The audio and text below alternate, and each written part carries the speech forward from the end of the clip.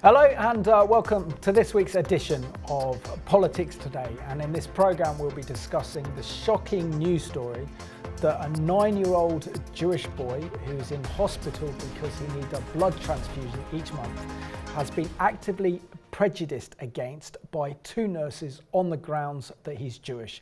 So in this programme we will be discussing what's wrong with our medical ethics, and in this programme today I'm joined by Helen Spiby from the Christian People's Alliance, together with Derek Mortimer from Prayer for Parliament. So warm welcome to the programme. Thank you.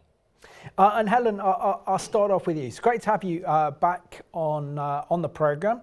And we know that there are very important elections taking place.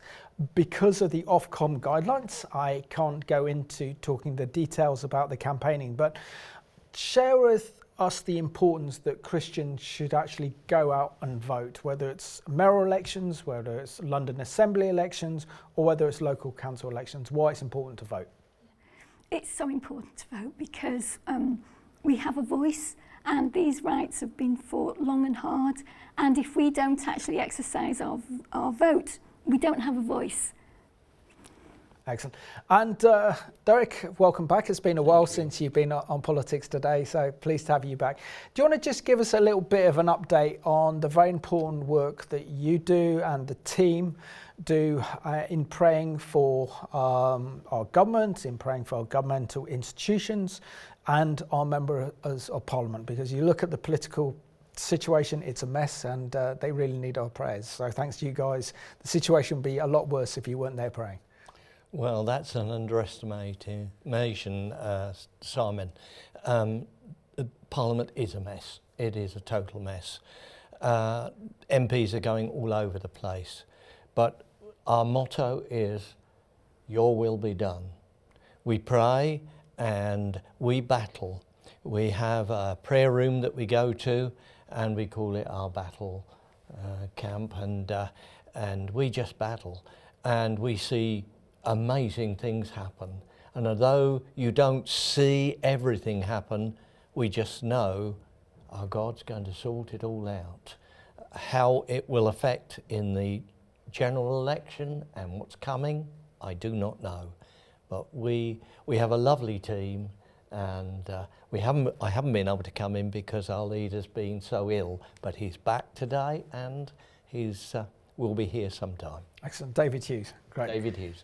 And Helen, what do you make of this really shocking news story that's been covered by the Telegraph last week, that 2 pro-Palestinian nurses at an NHS children's hospital in Manchester have been accused of mistreating a Jewish child? This boy is 9 years old. He is religiously Jewish in the clothing that he wears, and he has a rare blood disorder, was made to lie on the floor, and his bed was taken away from him. What do you make of this absolute shocking story? It is absolutely shocking, Simon. I mean, I'm a mother and I know how harrowing it can be as a parent, actually dropping your child off, admitting them into hospital, even for an adult under normal circumstances. But to actually go into a hospital as a child with needing life-saving treatment, it's a big facing. And then to actually be confronted with people wearing badges, politically motivated badges, which are quite hostile to your religious group. It's absolutely scary. Unfortunately, it is the direction of travel we're going in. We've seen lots of incidences of anti-Semitism, and it doesn't surprise me that it's cropping up in the NHS as well.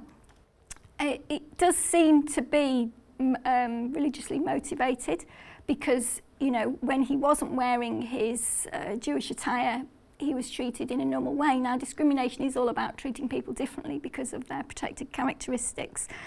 I think these things are motivated by, obviously there's a deep-seated hatred inside people, and that is fueled by a lot of the media imagery we're seeing at the moment. YouTube is flooded with pictures of children, Palestinian children distressed and emaciated, and it's tugging on people's heartstrings left, right and centre. Nurses obviously are compassionate people, so they are affected a lot, but we have to guard our hearts. It's so important that we keep in focus the humanity of people. And obviously working as a medical professional, there's a really stringent code of conduct.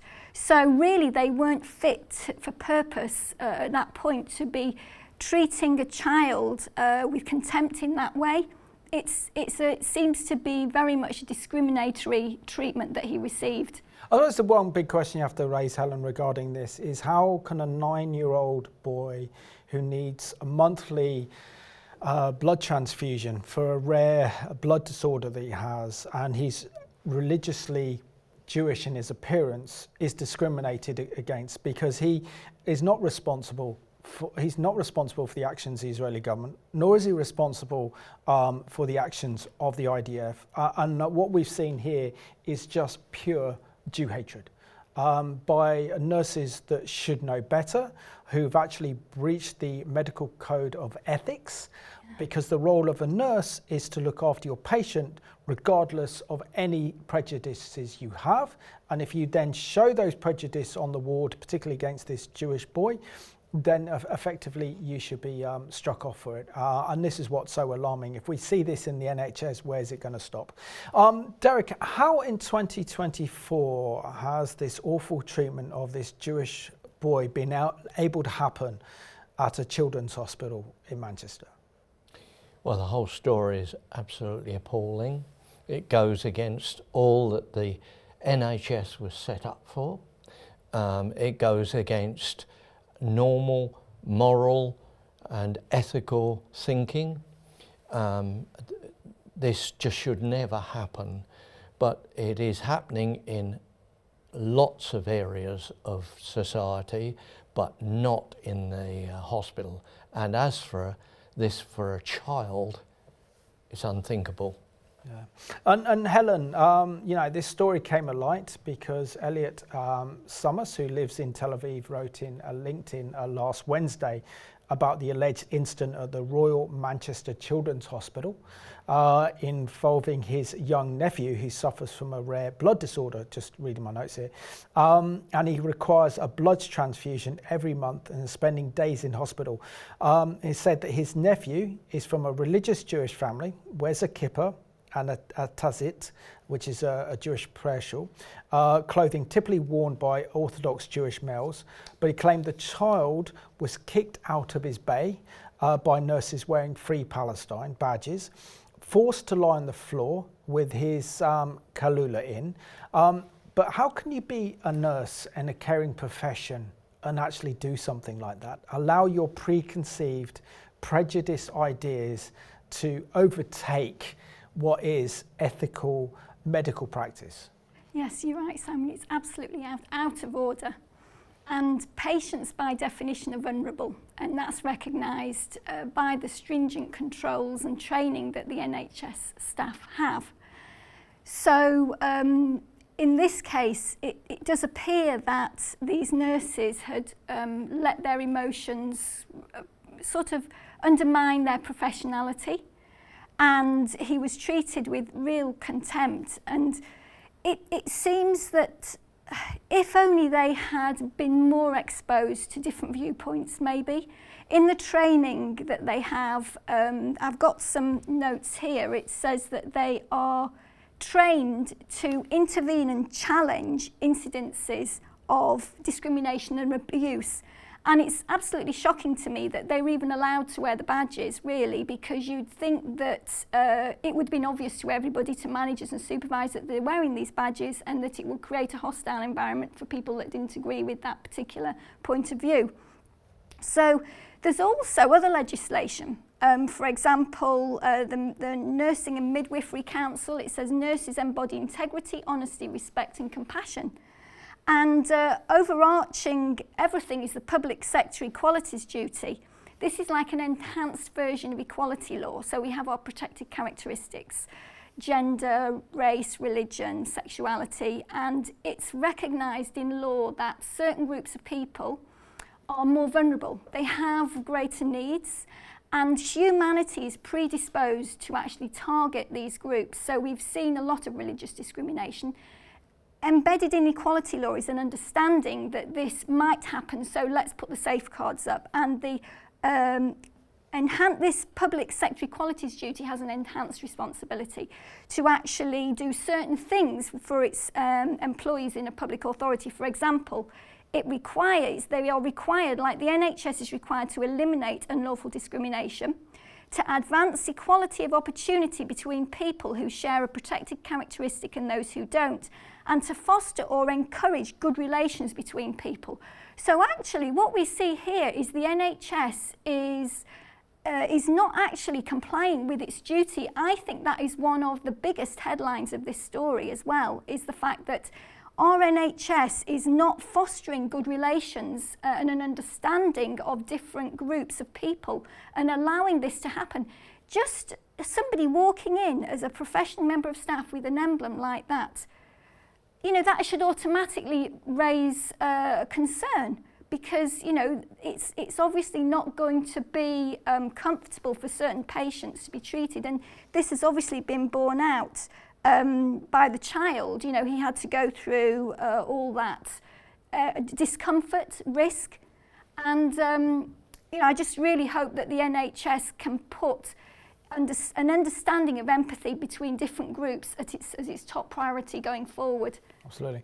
And Derek, this story does raise so many questions. And the first question, as Helen rightly said, is why were these nurses involved in this anti-Semitic incident allowed to wear Free Palestine badges in the first place, which is a highly politicised badge in which they're going into the workplace. And for any Jewish patient there, particularly a 9-year-old vulnerable Jewish child, is going to feel threatened in that situation. And of course, he was treated badly because he was Jewish. So we say that there's a difference between having a political viewpoint on Israel and then deliberately targeting a Jewish child for mistreatment because he looks Jewish.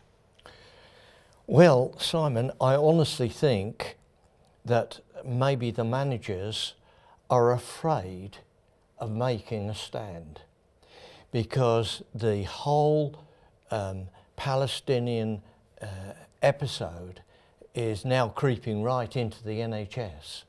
And you're right, this should never ever be a thing. But the trouble is, it is creeping in, and I feel that managers, people in control, just are afraid of making a move, and it's wrong, totally wrong. And I think dismissals, but that's my view. No, good. And Helen, I mean, firstly, this boy has been discriminated against because he's Jewish, but what makes matters worse is that he's had to hide his Jewish identity to be treated fairly. How is this acceptable? I mean, you wouldn't have this sort of treatment in a hospital in Syria or in the Middle East, let alone in our own NHS Children's Hospital in Manchester. So surely this is a case where these two nurses involved have gone beyond what is regarded as ethical medical practice in this situation. They've highlighted their own anti-Semitic prejudices. And, you know, this is a dangerous sign that Jewish people are now fearful of getting medical treatment because they're Jewish. Yeah, absolutely. And, you know, he doesn't want to dress up anymore wearing the clothes that he's always worn, which is absolutely terrible for him. You know, he's frightened, he's been persecuted. It is almost like history is repeating itself. We've seen throughout history that Jewish people have had to sort of dress to blend in rather than to be able to be who they are and present their Jewish identity to society and live a normal life. So unfortunately, I think this is more, it's been bubbling away under the scene. It seems to be getting worse now.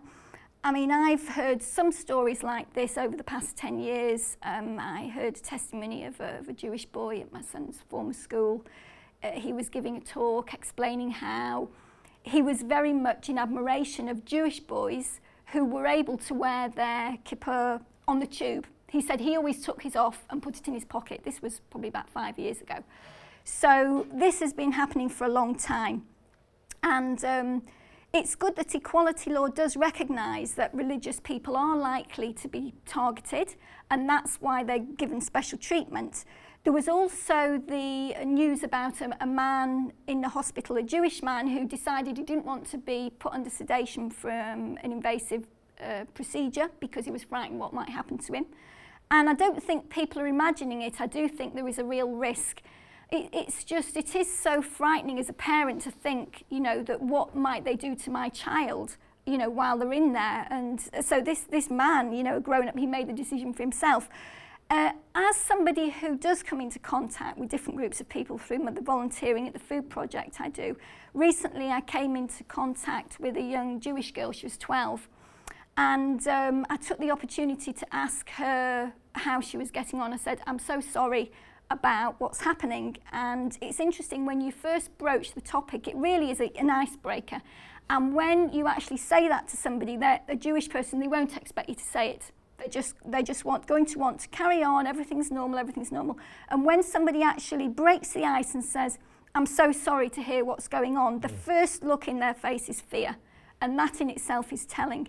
So when I asked this young girl, I said, you know, I'm so sorry to hear what's going on, so I've broken the ice.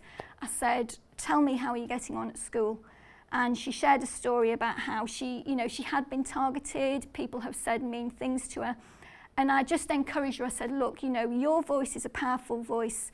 It's important that you use this opportunity to actually explain to people your story and who you are and what you know about your Jewish heritage. I said, you know, like Esther, you're in those shoes for such a time as this. I said, nobody else can do what you can do in your school, and reach out to those young people. Who else could do it? You know, I said, there's lots of people that want to spread good messages, but they're not in your shoes. You're the only person that can reach your generation. I said, please, remember, be encouraged. God bless you. Derek, if we compare Israel, for example, and I know Israel very well. I know Israel's medical service known as Magen David Adom, Israel's national ambulance service. I've interviewed ambulance drivers who have literally drove into terrorist situations, not knowing what they're going to see. And I've heard stories, personal stories, of how MD8 medical staff treat the victims of terrorism, but also the terrorists themselves, despite the fact that this terrorist has murdered so many people in a horrendous, hideous terrorist attack. Also, we know, for example, that Israel allows medical procedures to take place of vulnerable children living in Gaza or elsewhere within the Palestinian Authority. They take them to their best hospitals and they treat them with no charge because of their compassion. Now, where was the compassion shown by these two nurses that actively discriminated against this Jewish boy because he was a religious Jew? Well, there was no compassion. They are purporting what the terrorist organisations are putting forward, Hamas and Hezbollah. They just want to wipe out every Jew. And these ladies have done exactly the same thing. They haven't shown any compassion, and they have the fact that they haven't given that. If it was a war situation, they would have committed war crimes, and so yeah, they should give them the compassion. They should give him the compassion. They are totally out of order. And Helen, thankfully the NHS Trust is carrying out an investigation into what happened. But of course the big question is, Why did the doctors remain silent and allowed this treatment to carry on? Why weren't the NHS managers involved and said this is the situation? And why did it take, for example, an investigative journalist at the Daily Mail to write on this story? Then it became public knowledge, and then people knew about it on social media, for the NHS Trust to actually act. So surely there's negligence here as well on the leadership within the hospital, breaking what is known as medical ethics. Yeah, I mean, it's absolutely unfathomable, really, because you can imagine the boys there on the floor, and there must be many staff going past all the time, and surely somebody would actually say, what's going on? Is he okay? Why is he on the floor? I mean, anybody would ask that question. Even a visitor or somebody that's accompanying a patient would ask the question. So there's two things that come to mind. Are people too embarrassed to say anything? I mean, the NHS training is that they're supposed to intervene when they see discrimination or abuse. That's what they've all been trained to do. Or is it because they actually are also part of what's going on? They are actually aligning themselves with this kind of treatment. Or is it like in what we saw with the Lucy Letby case, the neonatal nurse, where there was lots of babies being abused and being murdered, and even when the professionals did speak out, the hospital tried to cover it up and actually discipline the doctors instead of the neonatal nurse that was causing the problems and killing the babies. So, it's difficult to know which way this is going to go, but I am hoping and I'm expecting that there's going to be a proper inquiry. And I do also think that the NHS itself should be open to scrutiny on this one, because it's their responsibility to make sure it doesn't happen in the first place. It is shocking. How can a boy be on the floor being exposed to all kinds of things, from sepsis to infection, and obviously it's uncomfortable to be on the floor for 2 days on a hard, cold surface, and not one person challenged it. It goes against all the regulations. Well said, Helen, thank you. And Derek, doesn't there need to be more outrage on this story, so that if the public becomes angry and if our viewers become angry on this topic, then it ensures that another Jewish boy or someone else from another ethnic minority is not treated in this awful prejudice and also discriminatory way as this young religious Jewish boy was, who suffers from a major disease problem of needing a blood transfusion every month. I mean, that's horrific in itself, but to get this treatment at one of our most prestigious children's hospitals in the country is shocking and damning on the NHS. Well, I noticed that Andy Burnham, the mayor of that area, has intervened, and he's asking questions, and therefore we pray that he will get the answer and get to the bottom of this, because as Helen has just said, maybe there are other people in collusion on this, maybe doctors, maybe, I don't know. And it's a whole collusion of hatred of the Jews, and it's anti-Semitic, and it should stop. Now, if the authorities, the NHS should really investigate this, and there should be questions, as you've said, why this has been allowed to happen. So, yes. And Helen, it would appear that these, and I'm careful to choose my words here, but literally these two nurses have acted like Nazis. They have discriminated against a religious Jewish boy, in many cases, according to news reports, denied him the correct medical attention he needs, and put him on the floor rather than a soft bed, which goes against more ethics, as we discussed on the programme.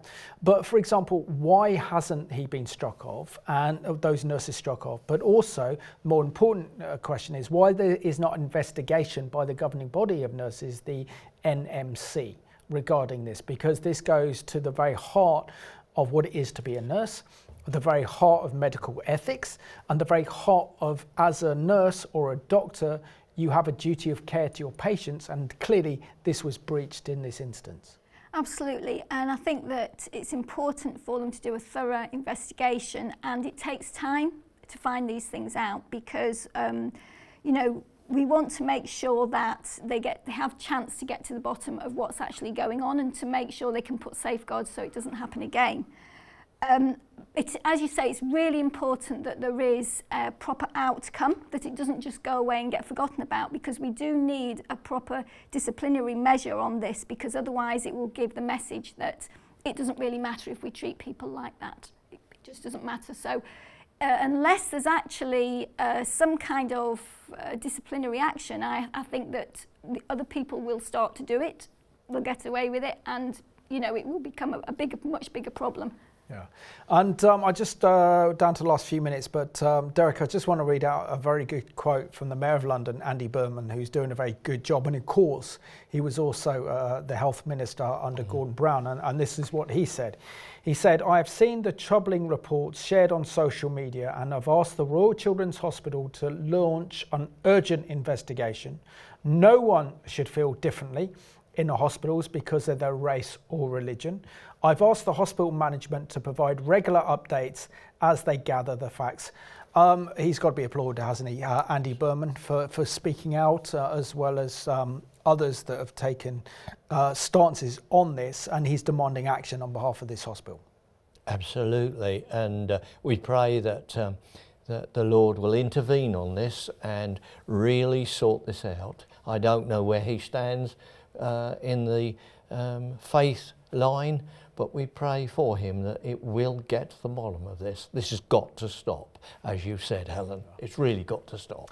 And Helen, share with us what the Christian response should be. I think you've proved to be an example when you spoke to that 12-year-old Jewish girl, for example, and encouraged her and told her who she is. But as Christians, how should we respond, particularly to this Jewish family that feel very discriminated against, this Jewish boy now who needs this urgent medical treatment every month or every couple of months to have this blood transfusion, is now fearful of going into hospital. He's fearful of being seen as Jewish, and his parents are then going to be worrying sick about his treatment within the actual NHS hospital in Manchester. Absolutely. I think we need to trust our very, very fundamental Christian instincts on this, and it really is a simple matter of talking about it with people, raising awareness, and also making an effort of faith. I mean, when I approach, say for example, there was another occasion I approached a couple of Jewish lads on the tube who were wearing their outfit, you know, the Jewish clothes, and I said, look, I'm really sorry, what's happening? They knew exactly, you know, again, that same look of shock when somebody actually, they don't expect us to reach out to them, but when we do, they're so warmed in their hearts for us reaching out and making an effort. So I think we really need to do that. And we mustn't forget either that people like Lord Shaftesbury, you know, a couple of 100 years ago, he improved the standards in hospitals massively. Excellent. So Helen and Derek, thank you so much for being my guests on this week's Politics Today. And I want to thank you for watching this programme home.